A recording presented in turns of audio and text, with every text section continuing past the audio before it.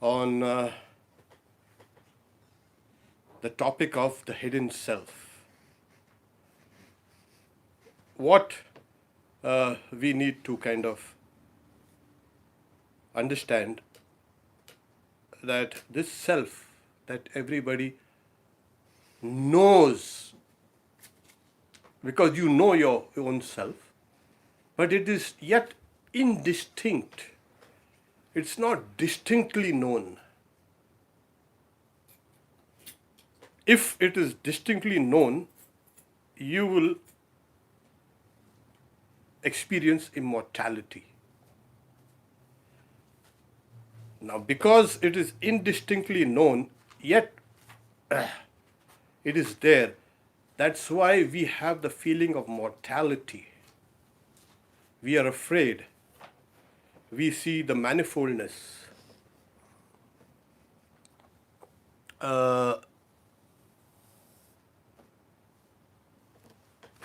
What's this? This stream has been stopped because we detected copyright audio or video because we received complete community guideline violation. What's that? Anyway, we can do this.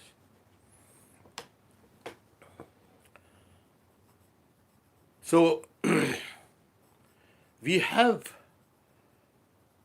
to recap a bit, what we are seeing is a different orders of existence has been presented. First is, we have senses, but greater than the sensory system are the sense objects. Because if there were no sense objects, the senses wouldn't function. And the senses were developed to understand the external world. So it's like the key and the lock, of course, but then there is a higher existence leveled at these objects. So let me read the 10th verse. The sense objects are higher than the senses, and the mind is higher than the sense objects. So we have a higher order of existence called the mind. But the intellect is higher than the mind, and the intellect is obviously, and the great soul is higher than the intellect. So from the individual, it just jumps into the universal. And then the 11th verse is, the unmanifested is higher than the Mahat, that's the great soul.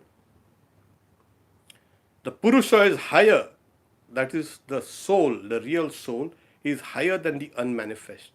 There is nothing higher than the Purusha. That is the culmination, that is the highest goal. So here we have a different, a higher and a hierarchy of existence being presented to the aspirant, to one who wants to know the truth. Now, when we see, we had explained senses, sense objects, senses, mind, intellect, and then the great soul. Why is that called a great soul? Because you have transcended the limits of individuality. We are, every individual is a complement, it's a fine blend of both individuality and universality. If it wasn't true, we'll get into big trouble. Because that's what the sciences are saying, that's what our ordinary common sense says, that we are bound, linked to the external world, to the environment, to everything that's outside. You just can't have an individual that is in a kind of a space, private space and an individual space, and that will be forever and ever and ever. The Upanishad is trying to bring this truth to us, higher than the intellect is the great soul. That is called the Hiranyagarbha. The first manifestations. And then higher than the Hiranyagarbha, as the Upanishads say, is the unmanifest. Now, it's like the seed of a tree having the potential of the whole tree within it. So is this unmanifest. It is called the sum total of everything. It's called the unmanifest because it cannot be known ordinarily. It is not manifest to you right now. And then the higher than the unmanifest is the Purusha.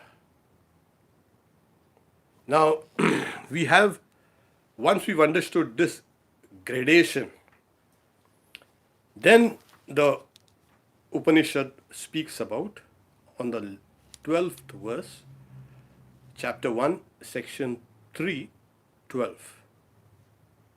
That is hidden in all beings, and hence that does not appear as a self of all. It's a tremendous statement. But by the seers of subtle things, that is seen through the pointed and fine intellect. It's a tremendous statement here.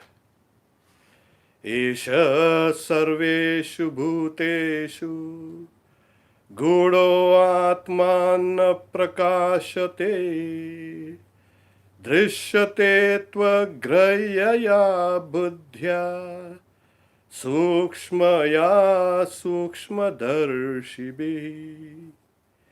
Now that self is hidden in all beings. What is hidden in all beings? All beings. Every being? Yes, every being has that consciousness. And why is it hidden? Well, we are not looking in the right direction. That's the reason why it's not being perceived by us. So that self is hidden in all beings. Like to mention it once again, we are a blend of that individuality and universality. Now, this being, this self, is also a blend of that individuality and universality. So that is hidden in all beings, and hence that does not appear as a self of all. What appears as a self? It appears as something different. It appears as the body and the senses and the mind and the intellect. So from the highest reality called Brahma to the clump of grass, this self is hidden in everything. Where is it hidden, and how do we know it is hidden? And how can we see it? That is why the next verse is saying, but by the seers of subtle things, that is seen through a pointed and fine intellect. Here we have this now idea. We are faced with how do we realize that hidden self? And the conditions given by the Upanishad is through a fine, pointed intellect, where the intellect has become fine. What do you mean by fine? Subtle. Very subtle. Because the intellect has become gross, we see the world. The moment the intellect has become subtle, we can see that self. And it is perceived by the seers of subtle things. This world, as I've just mentioned, there are different orders of reality, different levels of reality. And as we keep on ascending those higher and higher levels, the quality of your mind and the intellect undergoes a change. It becomes pure. And as it keeps on getting more and more pure, the truth which is there, which is hidden in all beings, flashes before it. Why is it hidden? Well, for the simple reason is, the commentator says that it is inscrutable, unfathomable, and this is due to the positing of Maya. Maya makes you deflect from that reality, and it displays a variegated, you can say, universe in front of you. Yeah, and then we get so enmeshed in understanding and enjoying this external universe, while that real self is there hidden and remains unknown because Maya has come across. So when this aspirant, when he or she understands, I am that supreme self. We have started off the chapter with, there are two selves that have entered into the cave of the heart. Where is that cave of the heart? The cave of the intellect. In the intellect, there are two. One is a traveler with the illustration of a chariot, and the other is kind of just sitting down, is a kind of a passenger. So this self, as it is engrossed with all these things in the world, does not realize its real nature. So to realize that real nature, we will have to have that subtle and one-pointed intellect. Because it is in the intellect that this truth is realized. Yes. Where is it realized? People ask, where is it realized? Yeah, within you. Yeah, but where within you? In the purified intellect. It's a purified buddhi. And that is why we meditate with the intellect. We do japa, or the repetition of God's name, to that intellect. We do everything. But it has not been able to focus itself on itself. So as the purification process goes on and on and on, a long time back, I had asked my guru, some of us had actually asked, what is the need of reading so many books and listening to so many things? Saying, he smiles and says, well, it makes your intellect one-pointed. Everything you do goes to make that intellect one-pointed. That is the master here in the chariot of the body. Because the intellect is, as I say, the one which holds the reins. The reins are the mind, the horses are the senses, and the body is the chariot. So here it is. It depends totally on the intellect, that buddhi, to lead you where you're supposed to be. That is the highest state of realization. Tad Vishnu Paramam Padam. But when the intellect has become kind of diverted, it goes off track. Yeah. So that's why it is hidden in all beings. Esha sarveshu bhuteshu gudo atma na prakashati. Even in the Upanishad, in the Bhagavad Gita, they say, Naham prakasha sarvasya yoga maya samar. I am not revealed to all. Why? Because I am enveloped in that yoga maya. So why is this kind of a cat and mouse game? Yeah, in a way, you can call it a cat and mouse game. But we are not playing that game correctly. If we do play the game, the cat and mouse game correctly, people are able to catch that. So the Upanishads is giving you a location. This is where you need to search. You don't keep on searching, beating around the bush over and over and over again. Why? Because you're wasting your time. It's now located here. Now, after pinning it down in a particular place, now then what happens is, so the instrument is yet blunt. It is not sharp enough. It is not pure enough.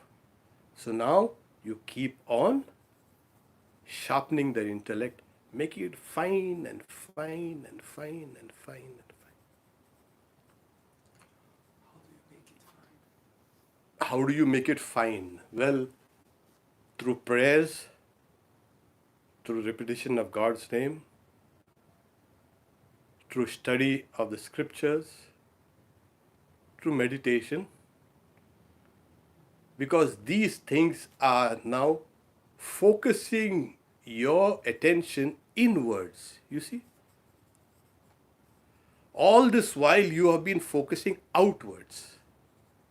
Why do you look up at the skies? Oh, that's heaven and there God is there inside. Oh, why don't you look within? We are changing or we are reorienting ourselves. If you cannot understand it here, you will not be able to understand it anywhere else.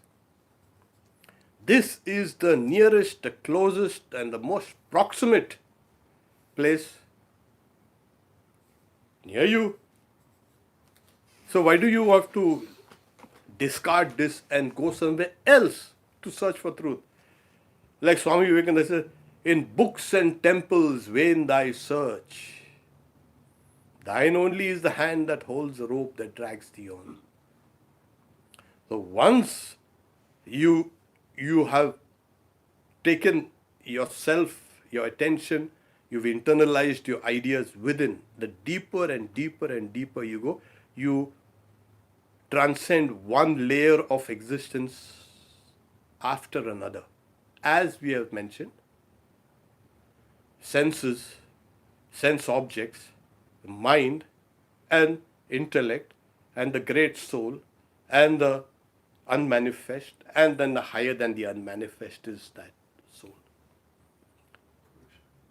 Yeah, it's called a Purusha. Purusha because it fills everything. Purnameva.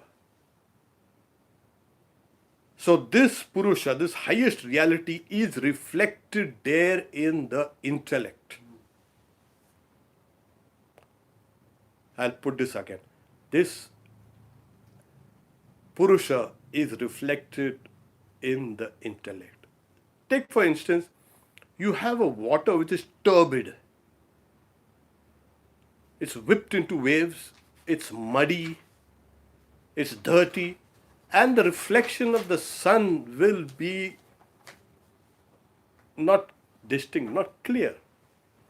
But as soon as the water of the lake becomes clearer and clearer and clearer, what happens is the sun is reflected more and more clearly.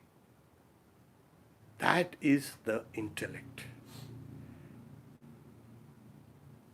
The Supreme Soul is reflected everywhere. It's not that it is only in the intellect. It is reflected everywhere. Everywhere you find there's a reflection of the Supreme Self. But in that intellect, that buddhi, you can experience that most distinct. Like light here, this light is being reflected on the walls, the piano, on the tables, on the chairs, and everywhere. But where exactly it is reflected most clearly? Yeah, in the mirror, in this glass panes. It's so clear. So the buddhi, there it is there, which is the clearest of all the other, you can say, categories of existence. So it is there when you need to catch it, hold it, and you'll be able to grasp it. So the first realization is your individual self as distinct from the body and the senses and the mind. And simultaneously, you have the perception of that same self as universal. It comes immediately, one after another. There are times when an aspirant has to struggle a little more and more and more. That's the reason why the sage has given us a kind of a graded existential existence that we need to realize. The highest and the highest and the highest. And as we keep on going higher and higher, once you realize the self here in the intellect, that's the individual soul, simultaneously you will experience that universal soul. Because this self is a derivative, if we can use the word, or a part of the universal self called Hiranyagarbha, the cosmic person, the cosmic man, the cosmic person.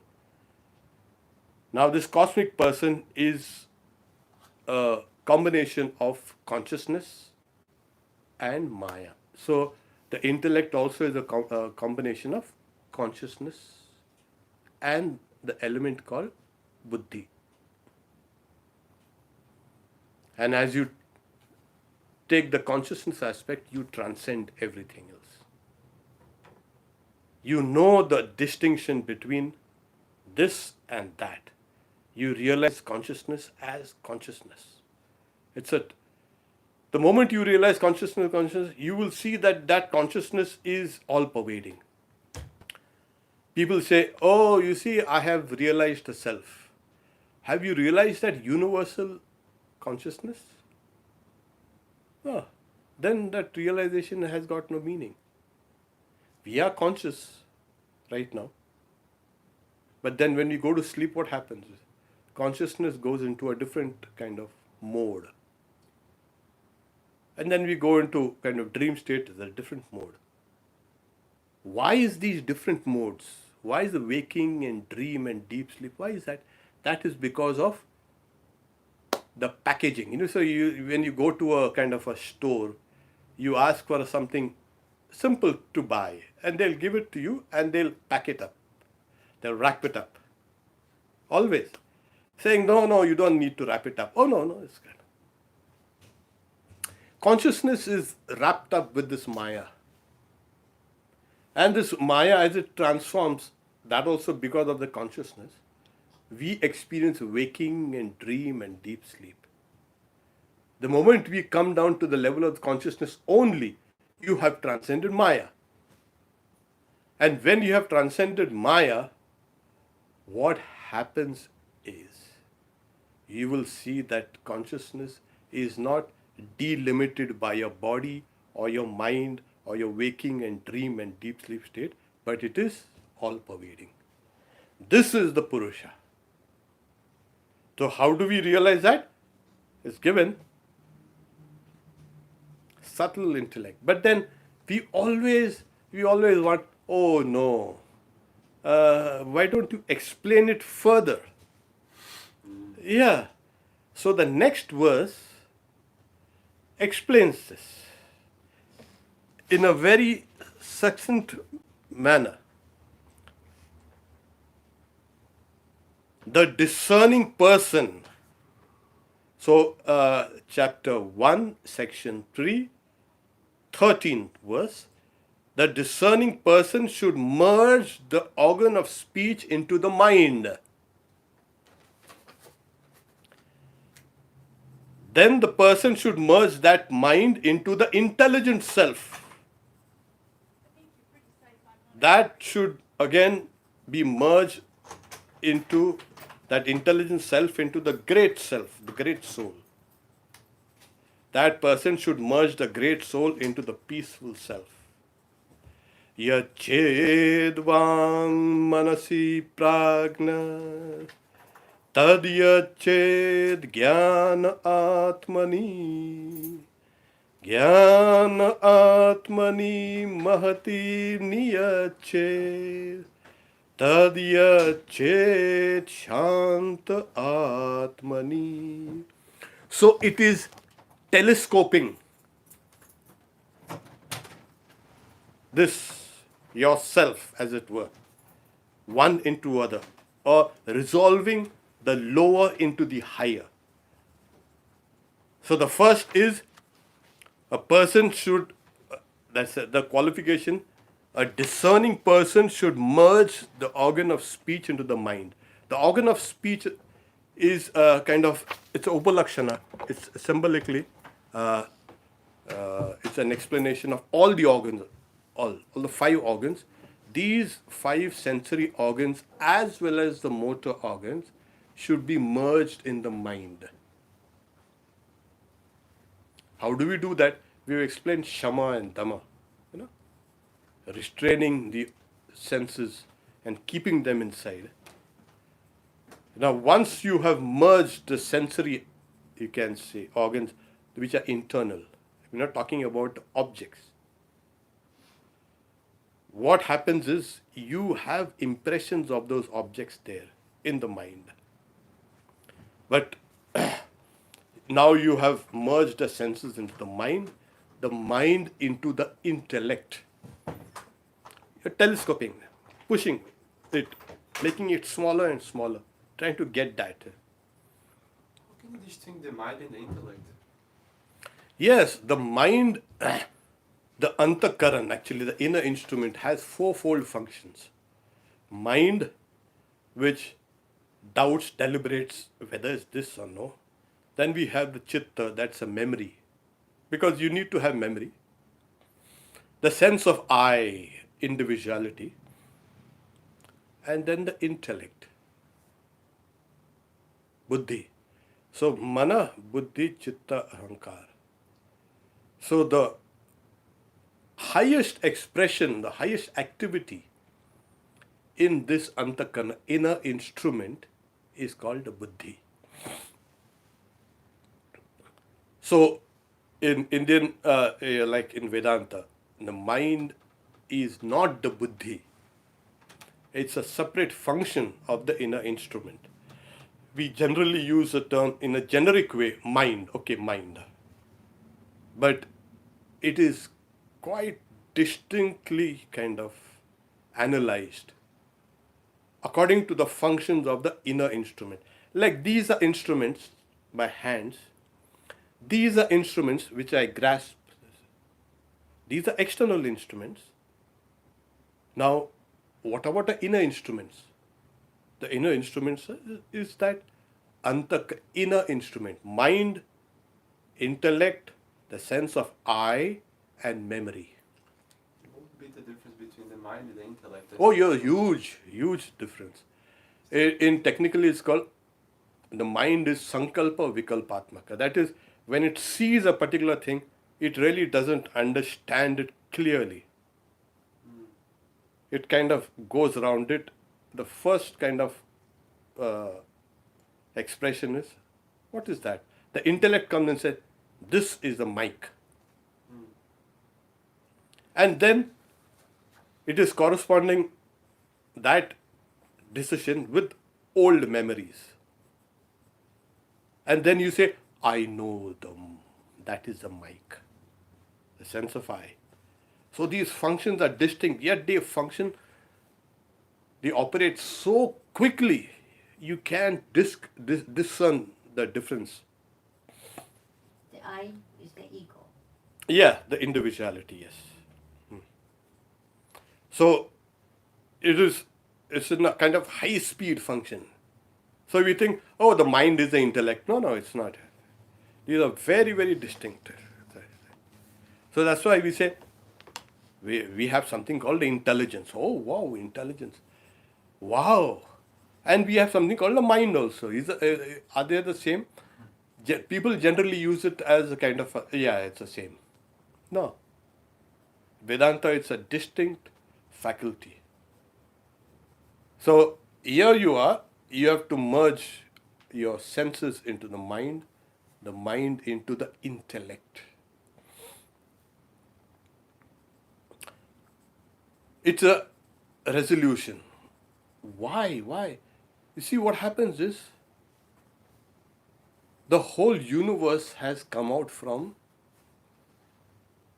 the unmanifest, and then it becomes manifest, the cosmic mind, and from the cosmic mind comes a universal sense of I, and from this universal sense of I arises all this whole universe. So while you are going down there individually, you are in a way going down to the root of this universe. Yes. It's not only your root, but you're going down to the very matrix, the very kind of core, the heart of the universe. And this is what is actually realization. Realization has to be cosmic. So as you are now merging your senses into the mind into the intellect, and the intellect into the great soul. Now, what is that great soul? We had mentioned that the great soul there. The great soul is Hiranyagarbha, the cosmic man, cosmic person.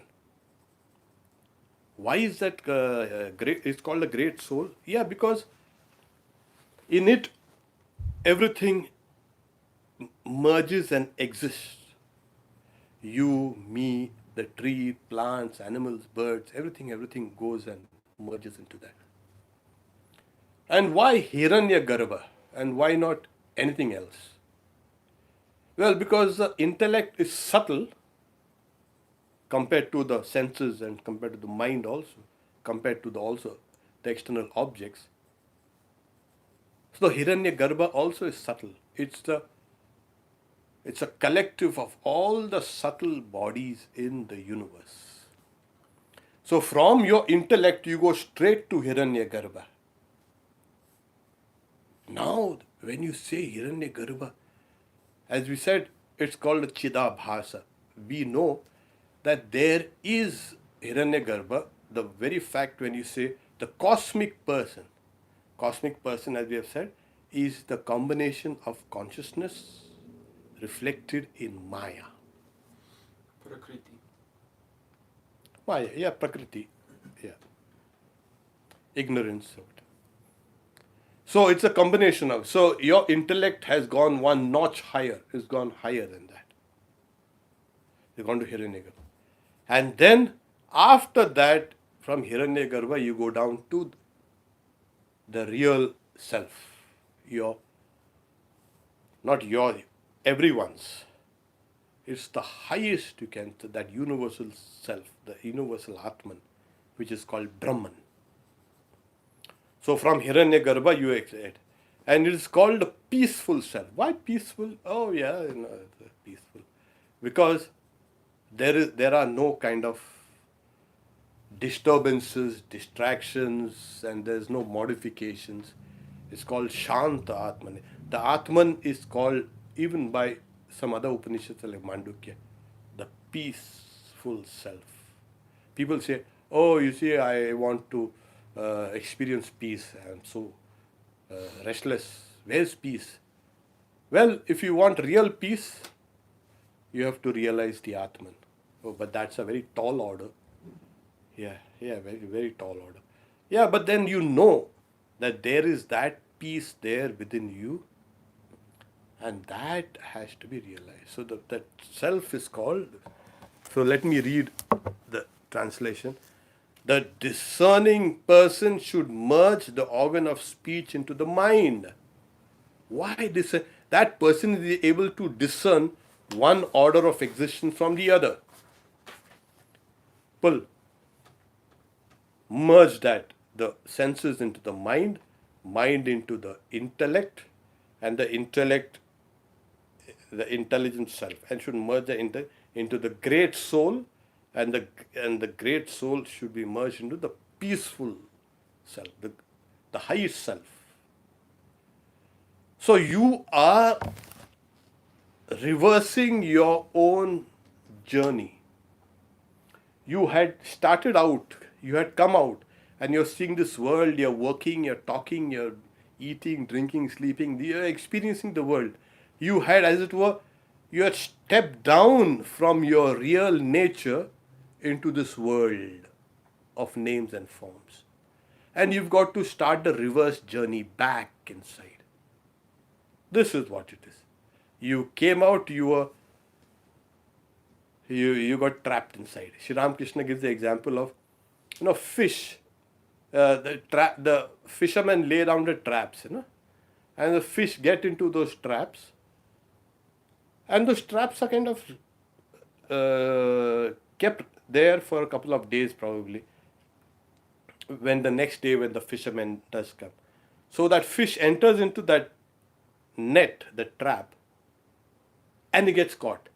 It should have simply reversed its journey.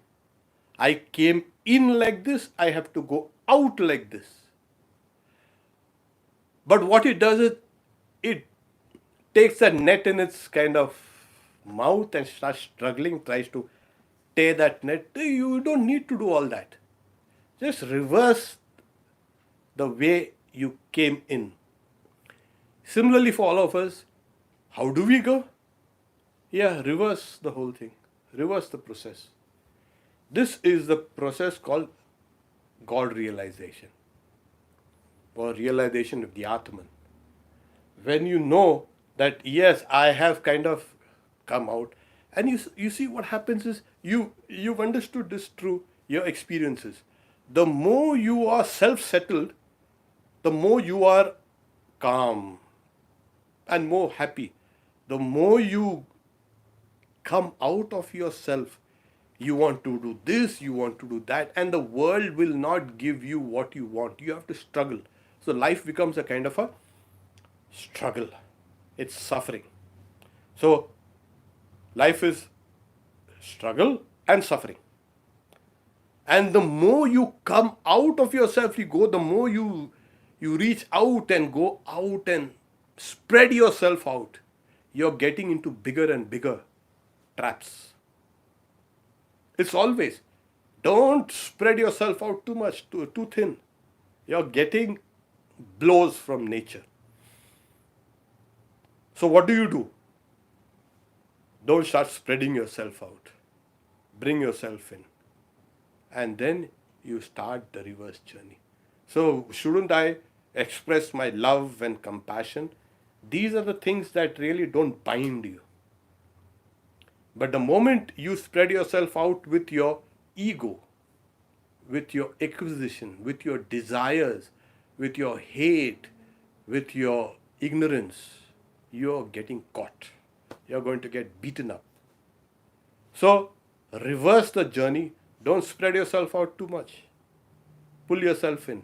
And as you keep on pulling yourself inside more and more and more, you will find more and more joy. The joy is actually inside, not outside. And as you keep on getting more and more and more joy, that is the indication that you are on the path of realization. Yo anta sukha antararamas, as the Bhagavad Gita we had seen. One whose delight is within, one whose joy is within, one who disports in the self. That person doesn't have to do. He is not bound by any rules of karma. But those who do not follow these kind of the rules of internalization or getting inside, they have to be beaten up by nature. And nature does kind of beat us in a way, trying to goad us actually, not beat us, trying to teach us, get back, reverse your journey, go home. And now in these lockdown days, now you understand. Go back. You've had enough of jumping and destroying things around. Been so destructive. Go now. and destroy your own ignorance. And slowly, when you start withdrawing yourself from the objects to the senses, from the senses and to the intellect to the great self, the great soul in the Hiranyagarbha, and from there to the peaceful self. You are experiencing a higher and higher and higher degree of consciousness.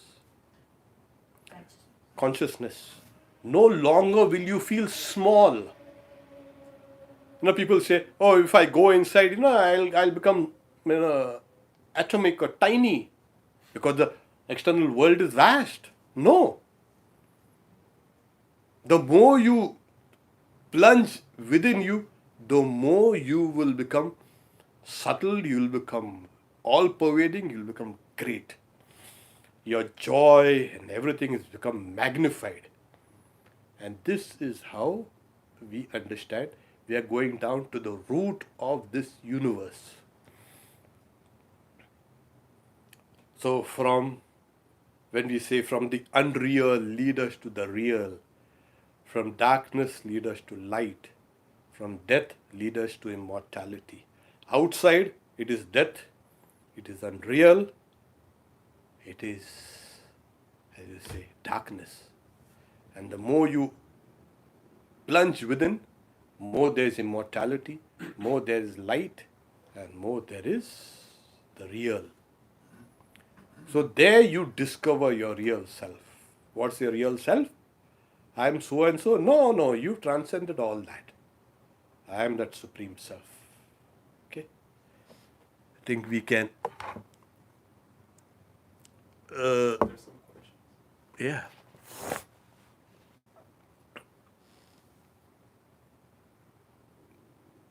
How do we practice daily to realize that I am Brahman? Well, the Vedanta gives a discipline of, Just like repeat the question. how do you realize that I am Brahman? Well, you got to remind yourself, keep on Shravana, keep on listening to this. Then, deep thinking, manana.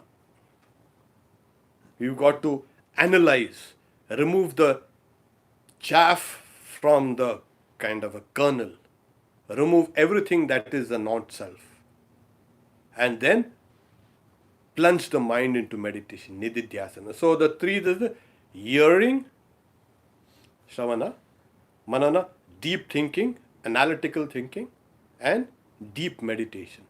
So this is the way you realize that. So please remember, when you want to realize Brahman, you've got to understand that you've got to think of yourself right now as a universal, not as an individual. Otherwise, you get into deep trouble. Yeah. You say, I am Brahman, and still have these likes and dislikes and So, Shravana, listening to the words of the Guru and the words of the scriptures that delineate the doctrines of Advaita Vedanta. Manana, nididhyasana. Well, are there any secondary disciplines? Oh, yes. There is something called a fourfold disciplines. The discernment between the real and the unreal. The giving up of all fruits of actions year and year after. Then the acquisition of the 6 treasures. Control of the external organs, control of the internal organs, withdrawal, faith, concentration, all these. They are the 6 treasures. Stamina, that is titiksha. Shama, Dama, Uparati, Titiksha, Shraddha, Samadhana. And then the 4th discipline is the desire for freedom, mukti, liberation. So these are the fourfold disciplines that are compulsory to practice and understand Vedanta. If you have them, then you do them Shravana, Manana, Nididhyasana. hearing the words of the scriptures, then thinking about it analytically, and then deep meditation. So there are two levels of spiritual practices. Now, oh, that's very difficult. Well, you can take help. You do receive help from something called the personal God. The grace of the Guru, the grace of God and the grace of Guru. So, how do you do that?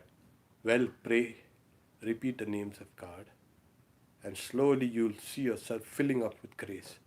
That which would have taken maybe lifetimes is now accomplished within one lifetime. Filling up the what? In one lifetime. No, you said something filling up. Like it might take many lifetimes, Okay. and that is compressed by grace into this now one lifetime. Maybe you can get it tomorrow or day after tomorrow. So grace is also an integral, you can say, aspect of spiritual disciplines.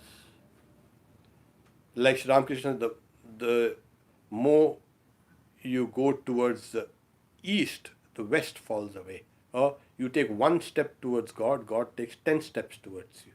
I think that's called grace.